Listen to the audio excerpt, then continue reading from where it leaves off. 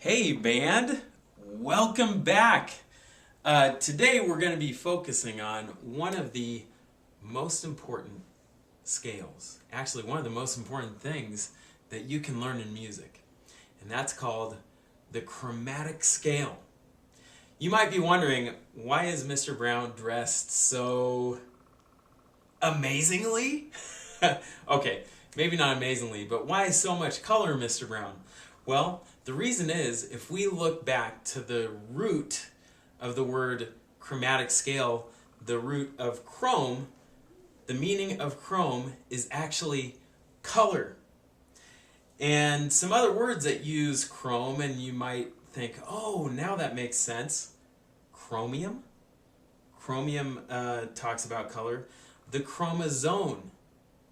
That is the cell that has everything that makes us what we are. It uses all the colors to make the beautiful painting that is what we are.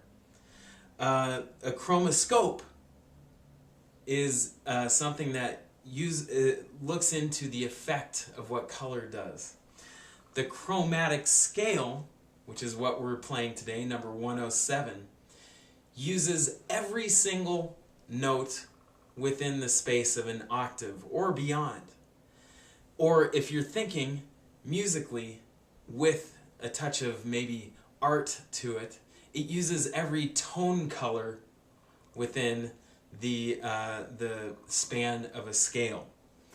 One of the most important things you can learn, because once you can play this, you can play almost anything. So really, really important scale to learn, which is going to open doors for you musically. Now, as you're looking at the scale for number 107, you may notice, wait a second, there's sharps going up, the tic-tac-toes, the hashtags, if you will, going up. But then going down, it's all the flats. They're all flats. Well, what's going on there, those are what we call enharmonic spellings. And what you need to know is that they're pretty much the same notes. They are the same notes. They're just written differently. For example, when you're going up and you see a C sharp, going down, that's going to be written D flat. It's the same fingering and same sound. It just looks different. Same thing for D sharp and E flat. Same thing for F sharp and G flat. Same thing for A sharp and B flat. And same thing for G sharp and A flat. I think I got all of them there, but you can correct me if I missed one. Okay, and when they're spelled the same way, or spelled differently but sound the same, that's called enharmonic. All right, so I'm going to demonstrate slowly on each instrument how you can play. You're welcome to back up and just relearn the fingering. Go at your own pace. That's why I suggest on this one. It's more important to learn how to do this than to just go fast. Okay? All right. Here we are on the flute, chromatic scale.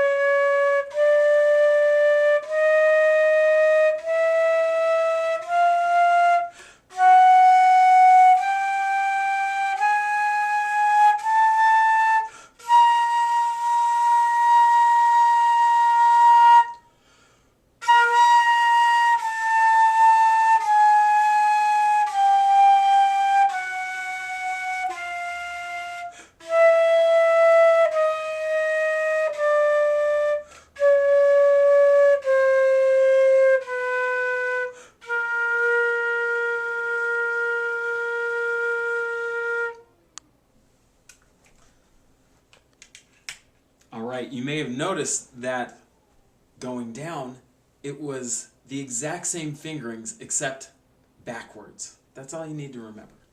Alright, here it is for clarinet, and it will be the same thing for actually bass clarinet.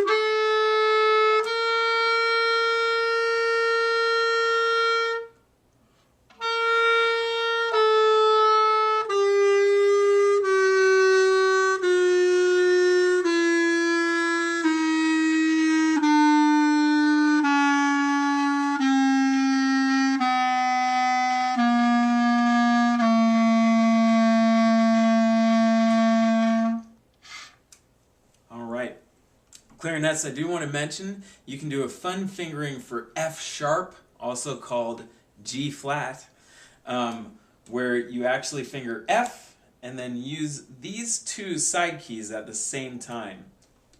Kind of fun to play that.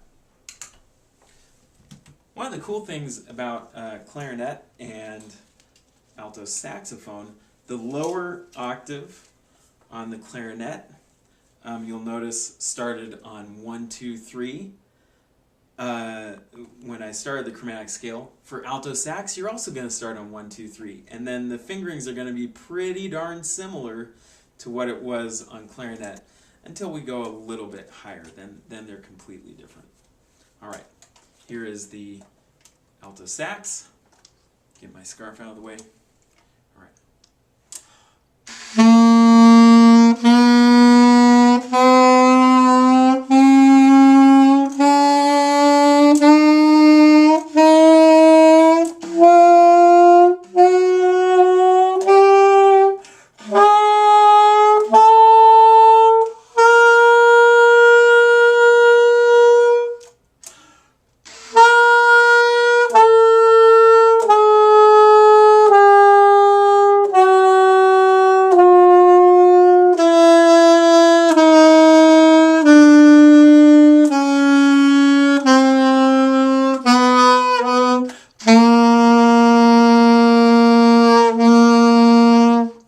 Also, alto saxes, a fun fingering for F sharp.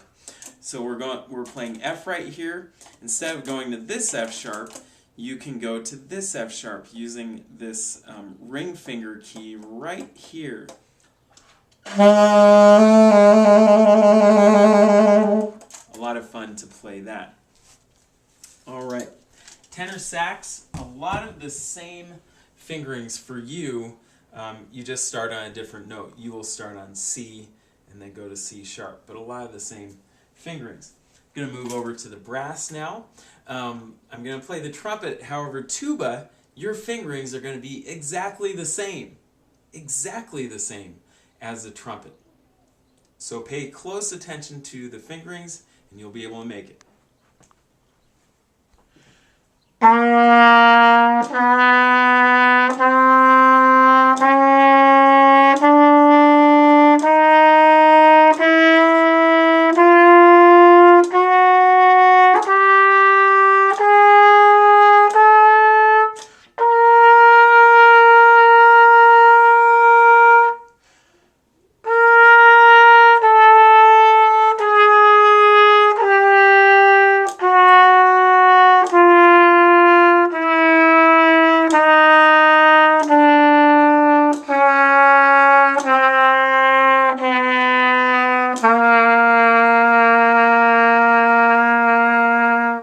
Now, trumpet players, you may have seen my fingers go up. I just wanted to make sure you knew when I was doing the rock-on fingering for D sharps, or also called E flat, and the same thing for G sharp, also called A flat.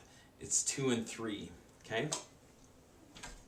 All right, moving on to the trombone. Trombone, one of the cool things, our second note, B natural, is in a really cool position called 7th position. This is the furthest we can go out on the trombone. Okay? The cool thing, you're just going to be going changing one slide position for each note. All right?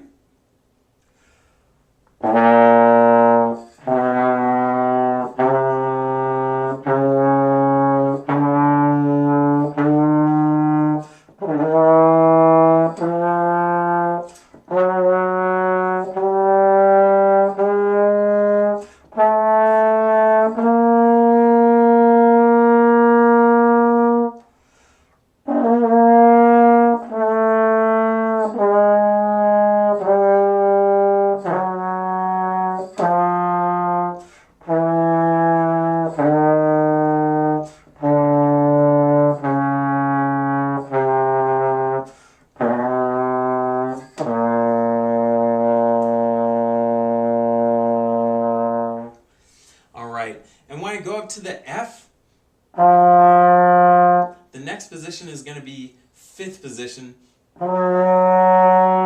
F sharp. Likewise, when I'm coming down, I do the G flat. And then the next position is going to be first for F. All right. Moving on. Here is the snare part for measure. Well, my sticks are somewhere, and I had some colorful sticks that I was going to demonstrate with.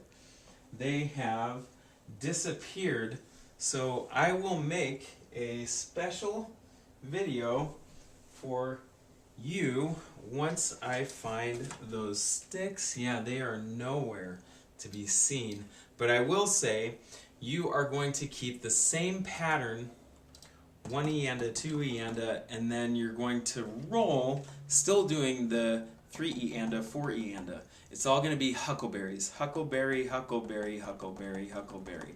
So the very beginning is going to be huckleberry, huckleberry, roll, huckleberry, huckleberry, roll, huckleberry, huckleberry, roll, huckleberry, huckleberry, pie. Then we switch it.